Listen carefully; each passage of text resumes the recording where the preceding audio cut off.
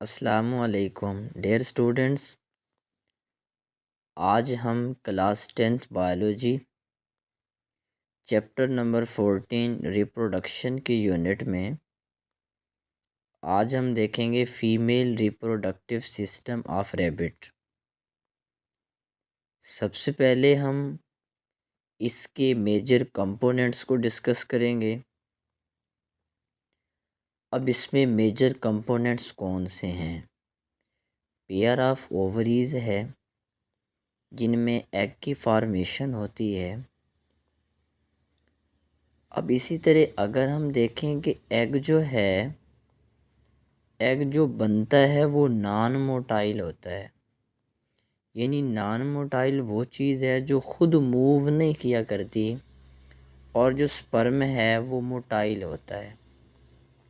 इसको भी हम डिस्कस करते हैं। दूसरे नंबर पे ट्यूब्स हैं, फैलोपियन ट्यूब्स जिनको हम कहते हैं, ओविडक्ट भी कहते हैं। तीसरे नंबर पे यूट्रस है, चौथे नंबर पे सर्विक्स है, और पांचवें नंबर पे वेजाइना है। ये इसके मेजर कंपोनेंट्स हैं। सबसे पहली बात ओवरीज की है। पेयर ऑफ ओवरीज हैं। ओवरीज होती कहाँ हैं? In the abdominal cavity, abdomen में होती हैं। इन ओवरीज के अंदर जब एग की फॉर्मेशन होती है तो यहाँ पे छोटे छोटे फोलिकल सेल्स डेवलप होते हैं। दरअसल ओवरी के अंदर फोलिकल बनेगा। सपोज एग बना है, अब वो एग बनने के बाद रिलीज होगा। अब जो एग बना जब वो रिलीज होगा, अब उस अमल को हम कहेंगे ओवुलेशन। एग रिलीज होगा, किस में आएगा? ओविडक्ट में आएगा। और उस ओविडक्ट में यानी पूरी ओविडक्ट के अंदर सीलिया लगे होते हैं जो एग को मूव कराते हैं। हमने कहा कि जो एग है वो नॉन मोटाइल है। अब ज़हरी सी बात है, उसको किसी चीज़ ने मूव भी तो करवाना है, तो उसकी मूवमेंट करवाने के लिए उस पूरी ओविडक्ट के अंदर सीलिया लगे होते हैं। तो अगर हम देखें कि जब फोलिकल रिलीज हुए यानी ओवुलेशन का प्रोसेस हुआ, तो इसके बाद जो फोलिकल हैं, फोलिकल कहते किसे हैं? जैसे उभार बनता है, फिर इसमें फर्दर सेल डिवीजन भी होती है। तो अब ये फोलिकल सेल रिलीज होने के बाद क्या हुआ? बर्स्ट हो गया। जैसे बाल को कैच करने के लिए हम हाथ कर लेते हैं, इसी तरह ओवरी के नीचे फैलोपियन ट्यूब का मुंह ऐसे जैसे किसी चीज़ को कैच कर रहे हो। तो अगर हम देखें कि जैसे शेप है ना सींग की तरह, इस तरह मुड़े हुए हॉर्न सींग को कहते हैं। अब ओवरीज में एग बना, एग बनने के बाद रिलीज हुआ, गोया ओवुलेशन हुई। इसके बाद ओविडक्ट में, और ओविडक्ट में जो है ट्रांसपोर्ट करना है एग को, कहाँ से? ओवरी से यूट्रस। यानी ओवरी के अंदर एग फॉर्मेशन होती है और हार्मोन्स बनते हैं। अब देखें जी, उन हार्मोन्स को, क्योंकि यहाँ पे हमारे एंडोक्राइन सिस्टम के जो सेल्स होते हैं वो इनको डेवलप कर रहे होते हैं। जिस तरह एस्ट्रोजन, प्रोजेस्टेरॉन हार्मोन जो हैं, इनको डेवलप किया जाता है। तो इसकी डायाग्राम में अगर हम देखें तो ये दो ओवरीज हैं, उसके बाद ये यूट्रस, फिर वेजाइना, बर्थ कैनाल, सर्विक्स, ये मुकम्मल उसका स्ट्रक्चर दिखाया गया है। जो रिप्रोडक्शन का मेन फिनोमेना है यानी डेवलपमेंट का जो मेजर प्रोसेस है वो कहाँ पे है, यूट्रस में होता है।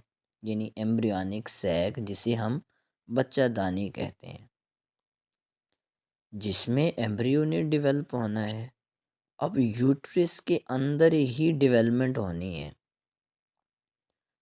अब अगर हम देखेंगे जहाँ पे यूट्रस एंड होती है वहाँ पे नेक लाइक ओपनिंग है। जैसे सपोज हमारा हेड है और नीचे वाला पोर्शन हमारा ट्रंक है। इस हेड और ट्रंक के दरमियान में कनेक्ट करने के लिए क्या है, नेक है।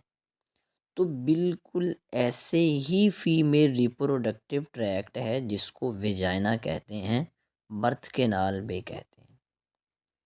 अगर हम देखें सर्विक्स, छोटी सी ओपनिंग है जो सेपरेट करती है बर्थ कैनाल को यूट्रस से। आमतौर पर अगर देखें तो ये सर्विक्स क्लोज रहती है ताकि बैक्टीरिया वगैरह की एंट्री अंदर ना हो सके। एंड देन वेजाइना जो है वो ओपन होती है आउटसाइड की तरफ। यानी सर्विक्स एक is a neck like opening that separate the birth canal from uterus. Birth canal को यूट्रस से सेपरेट करने के लिए एक छोटी सी ओपनिंग है।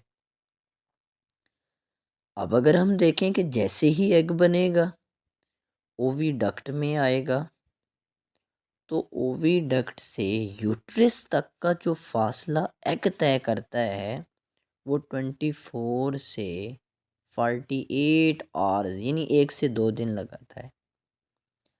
अगर फर्टिलाइजेशन के चांसेस हों, मतलब अगर मेल ने अपने स्पर्म डिपॉजिट की, मतलब अगर मेल ने अपने स्पर्म डिपॉजिट किए हों वेजाइना में, then sperm are motile in nature, तो अब वो मूव करते हैं फीमेल रिप्रोडक्टिव ट्रैक्ट में यानी वेजाइना में। वेजाइना से गुजरेंगे, उसके बाद सर्विक्स को क्रॉस करेंगे, यूट्रस से होते हुए ओविडक्ट में पहुंच जाएंगे। यानी 99% चांसेस होते हैं फर्टिलाइजेशन के, कहाँ पे, ओविडक्ट में।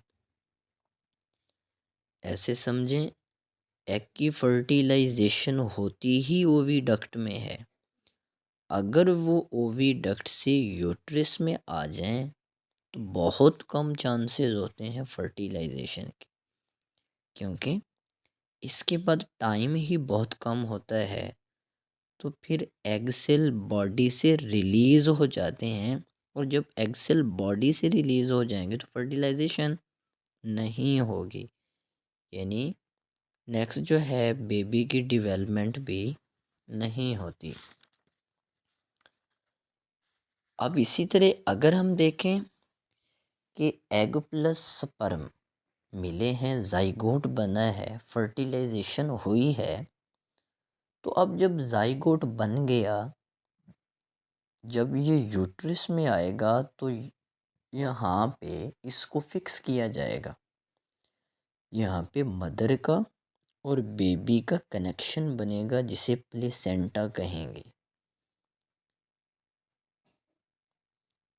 अब यहाँ पे दो चीज़ें हैं, एक ओवरी और यूट्रस। अगर इसमें डिफरेंस आता है तो यहाँ पे कंफ्यूजन होती है। No doubt these are the part of the reproductive system, but इनका फंक्शन डिफरेंट है। कैसे? ओवरी, ओवरीज के अंदर एग बनता है, फर्टिलाइजेशन नहीं होती, यानी बच्चा नहीं बनता, सिर्फ एग बनता है। यानी अगर हम बात करें यूट्रस की तो यहाँ पे एम्ब्रियोनिक डेवलपमेंट है, बच्चा यूट्रस में बनेगा। तो जी स्टूडेंट्स, आज हमने female reproductive system of rabbit को डिस्कस किया, जिसमें हमने मेजर कंपोनेंट्स को देखा। पेयर ऑफ ओवरीज हैं, ट्यूब्स, फैलोपियन ट्यूब्स हैं, यूट्रस है, सर्विक्स है, वेजाइना है। फिर हमने वन बाय वन इसको डिस्कस किया, इसके स्ट्रक्चर को देखा। तो जी स्टूडेंट्स, अगर किसी का कोई क्वेश्चन हो तो वो कमेंट सेक्शन में हमें ज़रूर कमेंट करें। Thank you. अल्लाह हाफिज़।